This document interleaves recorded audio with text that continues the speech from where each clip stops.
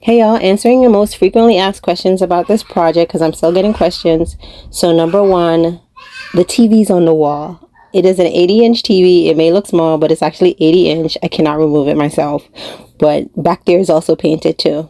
For the door right here, what I did was I lightly sanded the door and I used the same paint that I'm using on the wall on the door. I didn't have to use primer or anything. Again, just lightly sand the door, clean it off, and I was able to use the same paint.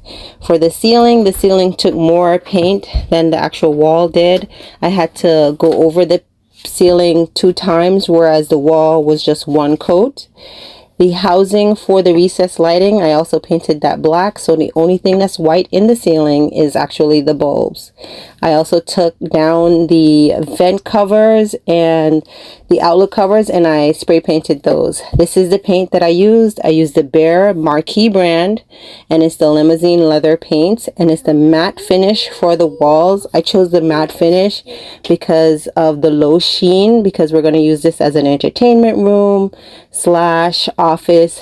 Another question I get is how I painted the trim without moving the carpet or covering up the carpet all the way. So I just use a folder method and you just tuck it underneath there and then you paint and you just slide the folder down as you continue going to get the entire trim of the room. I did this actually first before painting the walls.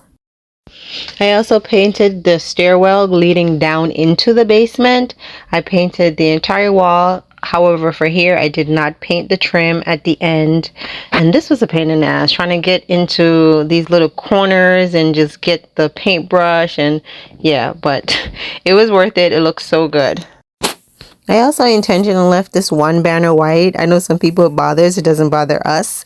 So I just intentionally left it white.